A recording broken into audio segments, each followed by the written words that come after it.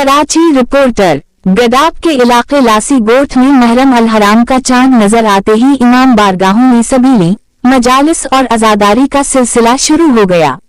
लासी गोठ की मरकजी इमाम बारगाह अलिफ लाम ऐन बे अलिफ सीन और अल हुसैनी इमाम बारगाह के मतवालों सैयद नादिर हसीन शाह और सईद फकीर ने मीडिया से गुफ्तगू करते हुए कहा कि सोहराब गोठ के टाउन चेयरमैन की बेहिस्सी इंतहा को पहुंची हुई है।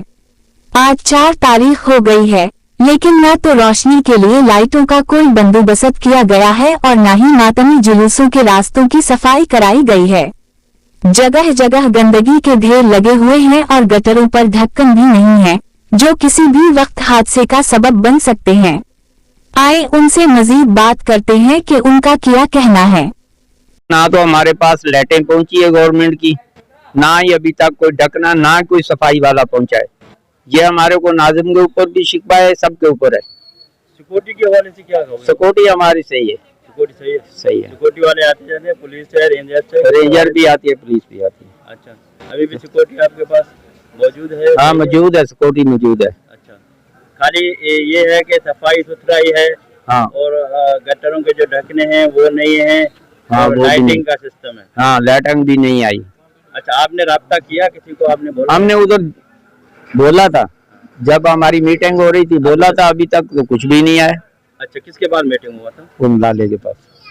अभी उन पता नहीं, जहाँ बोल रहे हैं एप्लीकेशन दो, वो करो, फिर सुबह जाएंगे। अच्छा, अभी एप्लीकेशन मांग रहे हैं? हाँ। क्यों, उनको पता नहीं है एप्लीकेशन किस चीज? हाँ, जिसको भी मैंने नाजिम को बोला, उसने बोला उधर जाओ, उधर एप्लीकेशन करो, फिर आएंगे।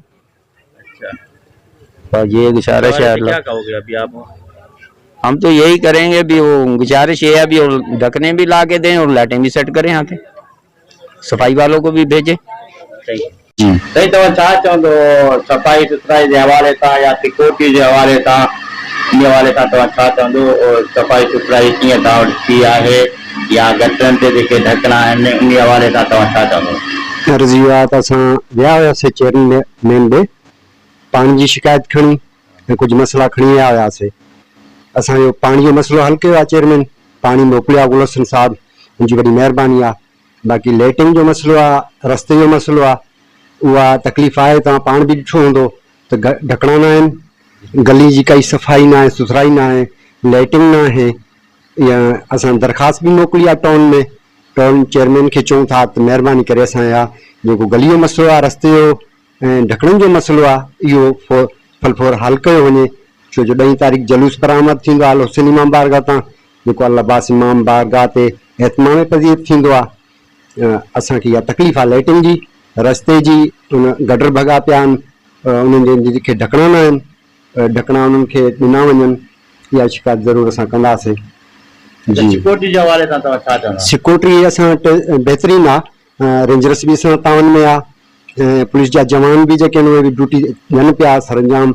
काई बि शिकायत असांखे सिक्योरिटी जी तरफ़ खां न आहे, सिक्योरिटी सही आहे। जी, चेयरमैन सां तव्हांजो पंहिंजो को राब्तो थियो आहे या कोई माण्हू तव्हां मोकिलिया आहिनि टाउन चेयरमैन सां? टाउन चेयरमैन सां असांजो राब्तो न थियो आहे, बाक़ी असां दरख़्वास्त मोकिली आहे टाउन में रस्ते जे लाइ, लाइटिंग जे लाइ, जेके शिकायतूं असां ज़रूरु मोकिलियूं आहिनि, उनजो कोई जवाबु न आहे मिलियो। अॼु मुंहिंजे ख्याल में 30 तारीख़ थी आहे, टाउन चेयरमैन पारां पाण बि हिते को चक्कर न लॻायो हुयो या उनजो कोई नुमाइंदो तव्हां वटि? न, कोई नुमाइंदो बि न आयो आहे, न टाउन चेयरमैन असां वटि आयो आहे।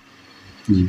अच्छा, हाणे तव्हां छा मुतालबो कंदो? असां मुतालबो इहो कंदासीं, असांखे रस्ते जो जेको आहे ढकणा आहिनि, नंढा ॿार अचनि था, अज़ादार अचनि था, उनखे तकलीफ़ आहे। हींअर बारिशूं थियूं आहिनि, ॾिसो था इमाम बारगाह जे अॻियां बि जेको आहे सो तमामु सेवरेज पाणी गंद बीठो आहे, गटर बंदि थी विया आहिनि, उन जा ढकणा न आहिनि, उन में किचिरो आहे। इहो सफ़ाई सुथराई हुजणु खपे। लाइटिंग न आहे पूरी गली में, असांखे लाइटिंग बि कराए ॾिनी वञे। इहो असां टाउन चेयरमैन खे अपील था कयूं।